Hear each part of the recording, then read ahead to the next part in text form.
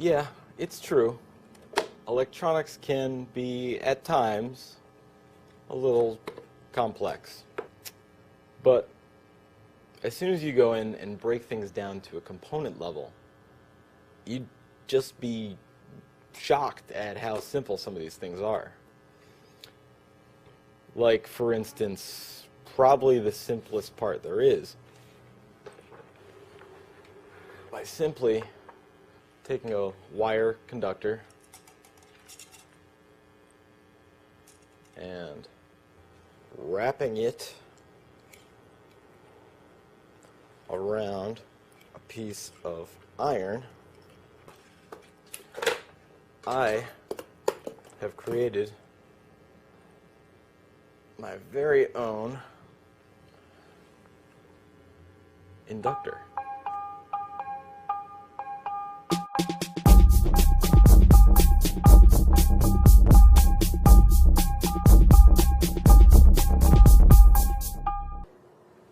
Now, you might not have heard an awful lot about them, but what they do is pretty amazing, especially considering their simple construction.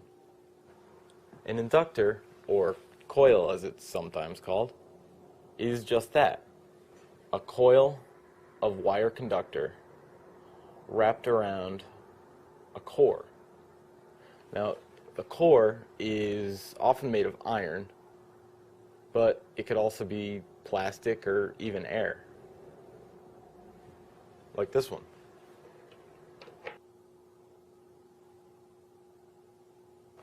When current from a DC power supply starts to flow forward through a coil, some of its initial energy is stored in an electromagnetic field around the coil. As you may have guessed, this electromagnetic field is the basis for electromagnets. And electromagnets are used like everywhere. Well, a lot of places. Motors, solenoids, relays, tons of stuff. They're super useful. We can make a small electromagnet using just a D-cell battery, an iron nail, and some enameled wire. Now, enameled wire looks like it's bare, but it actually has a clear enamel insulator. Just wind the wire around the nail, keeping the coil as tight as possible, keeping the windings right next to each other. Keep working your way down until you've covered most of the nail. The more windings you use, the stronger the electromagnet will be.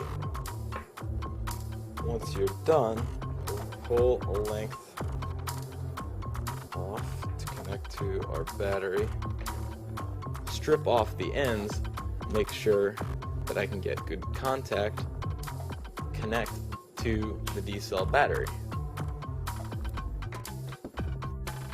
Once the coil builds up its field, it's just a straight conductor, the short to the battery's positive and negative terminals, which also means that it can get very hot.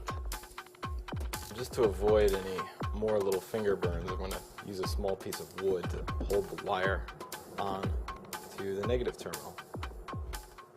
Lay out some test subjects, connect, and magnetization has been achieved. And of course, when we let go,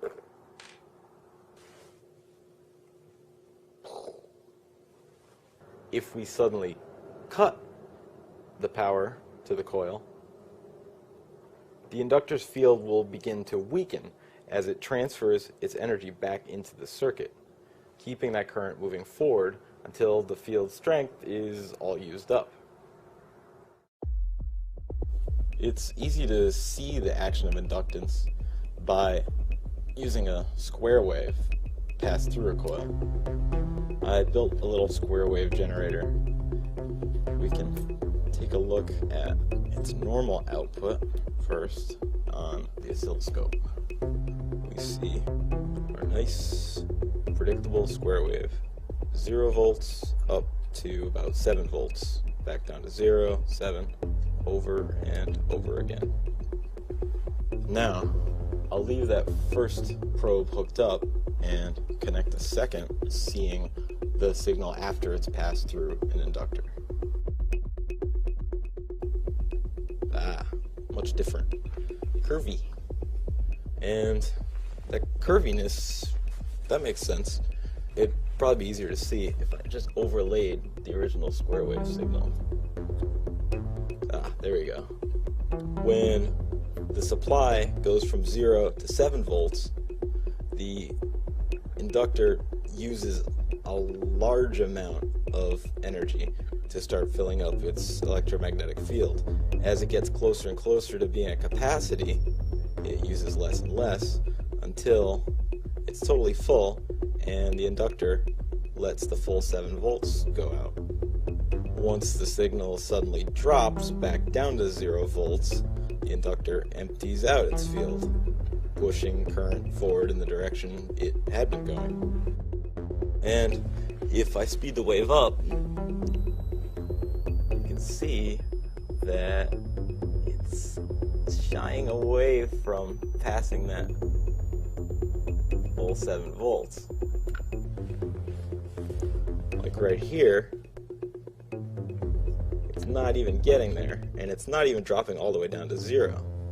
If you had a varying signal faster than this, you wouldn't see much change at all.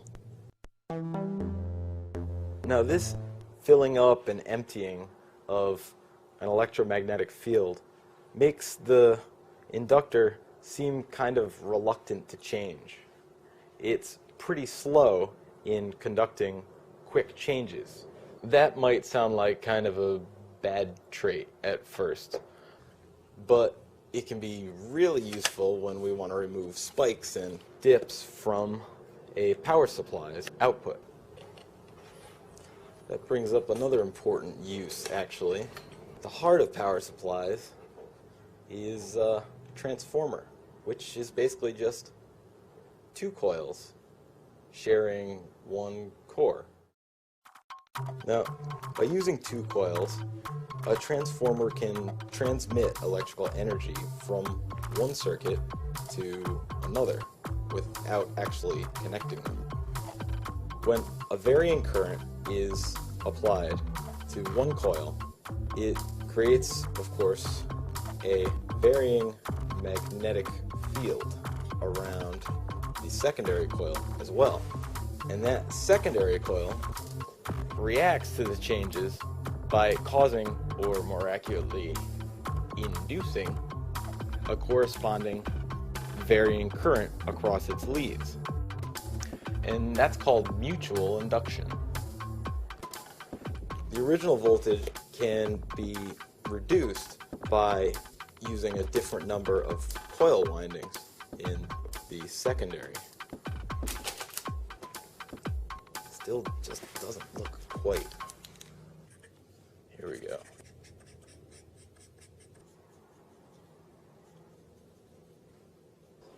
Angry transformer. Wow, looks like he's gonna threaten the city. Yeah, anyway. Well, like I said before, it's pretty amazing, right? I mean, all that can be done using just a simple coil of wire. Who knew? Well, actually, the first 2 to know were Joseph Henry and Michael Faraday. Both of them conducted experiments with electromagnets in 1831 and were the first people to document electrical inductance. Though Faraday's work was actually published first, the unit of measurement for inductance became known as the Henry. What's up, Henry? Mr. Henry? Don't feel bad, though, because Faraday got the Farad named after him, so it's okay.